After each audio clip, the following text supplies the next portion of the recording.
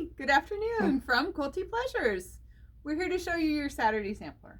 So Angie is behind the camera right now, the owner. She's happy that you're with us. We are 6 feet apart. I hope you're being safe and that you're wearing masks when you're out, and keep up the good work.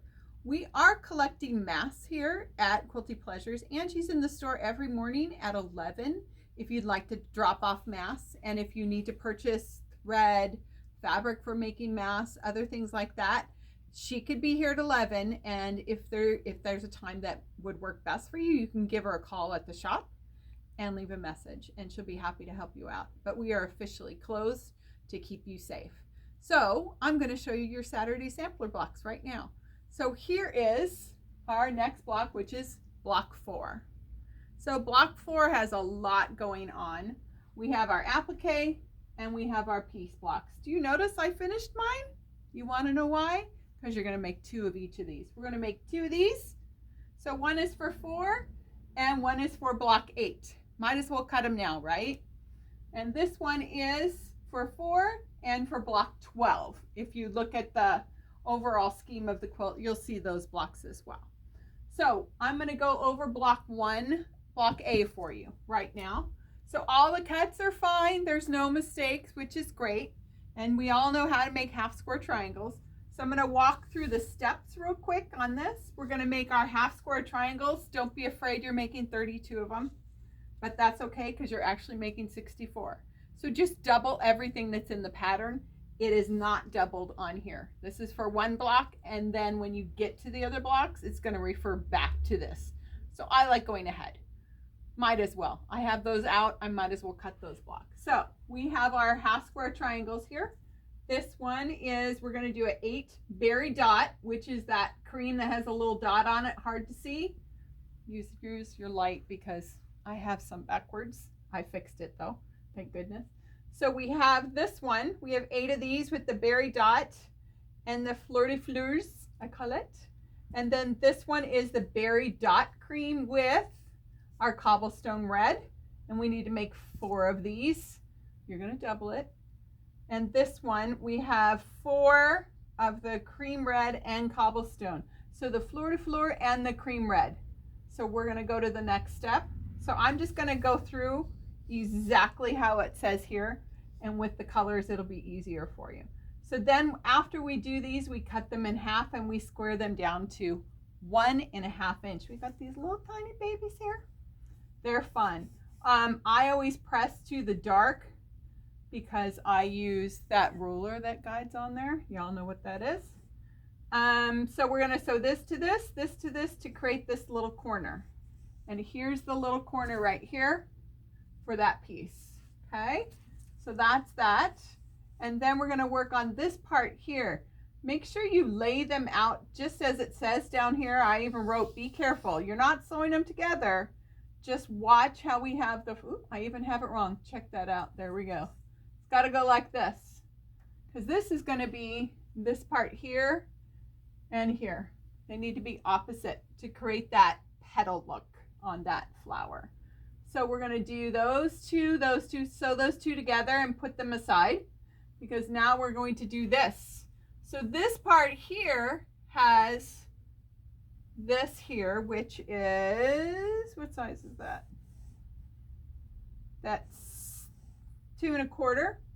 So we're going to take our little piece here and our little square here, because you have so many of these sitting on your table waiting to be used after you make all your half square triangles. Sew those 2 together and sew this seam here.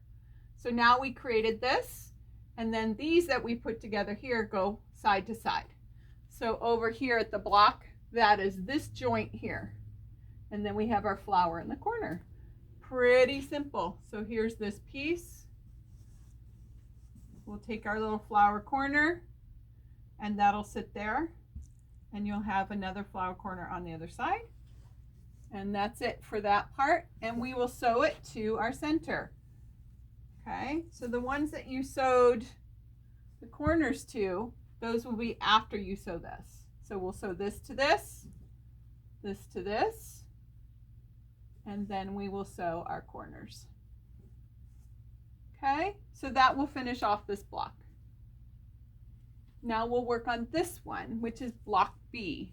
Block B is even simpler. These are so small to work with on block A.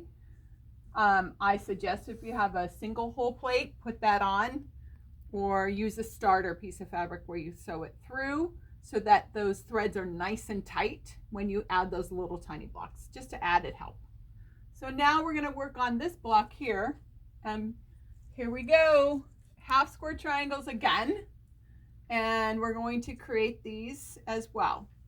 So on block B, they recommend you lay this out, and I totally recommend you do that. So you're going to put your long pieces, and then we have different, we want one way, one the other way. One way, one the other way. It just helps if you do that. So you're going to do 2 sets of these, 2 sets of these. Okay? And it's right here under the English Garden Daylily block. After that, we're going to have our half square triangles here. We're creating these with the red and the white. So this is your polka dot and polka dot together, which are so cute. Cut those in half and then square these up. Also our fun little 1.5 inch squares. As soon as you're done with that, we're going to sew this to this, this to this, to create this corner. Here's your corner. On that corner, we're going to lay them out, and I'm going to put one of these shorts onto this and another short onto this. So that creates that corner like that. Next, you'll add those 2 long pieces to create a full corner. Here's your Bella White solid, and then we cut a special B in the center, so you can put that with your other Bella Whites. Here's your center of the block. Create this to this, and then sew the rows together, sew the rows together, and sew this to the center. So you'll create your final block here. It calls for sashing all the way around. You've got that on your cutting chart. Now I'm just going to talk a little bit about our applique. Here's our applique. We've talked about different ways of doing applique, and I know you've already started with 1 through 3 has applique. So this part, I did the interfacing method. I even did the leaves, the interfacing method, and then I used my bias 1/4 inch for the flower. Now, Hexes, if you've never done Hexes, you're gonna get hooked. Hexes are so fun to do. So on my Hexes, there's 2 ways I recommend. You have a whole pack of these. So you can cut them with a 1/4 inch, like I've done here. I like sitting in front of the TV and making all of them, and I use thread, and I used a wax thread, which is a bright color so I can see it when I cut it, and I'm pulling it tight, and I just keep going all the way around. That's one method, and then I'm folding it down. Or you could even glue it. But if you are going to glue it, I recommend using a glue stick and using very, very little glue. I happen to have this one for a long time.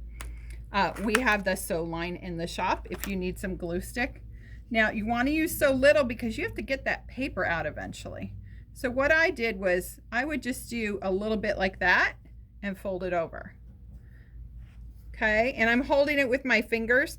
I don't recommend using rock sands because it takes so long for it to dry. See how it's already sticking.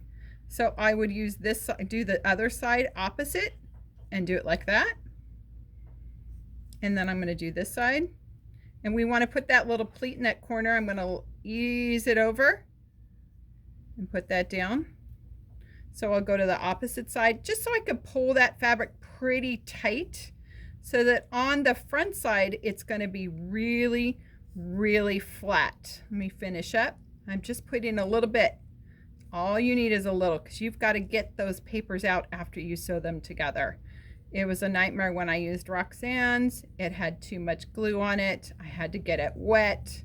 I lost my crisp side. I don't want anyone to have the problem I did, so you can learn from my mistakes. So that's all glued down, and look how nice and tight that looks. So what we'll do is we will take 2 of them and sew them together. What I do is I happy side them together, and you're just going to whip stitch those. Okay, super simple. If you have any questions, give us a call. And I think that's all we need. Have a great day and be safe. Don't go outside. Take care.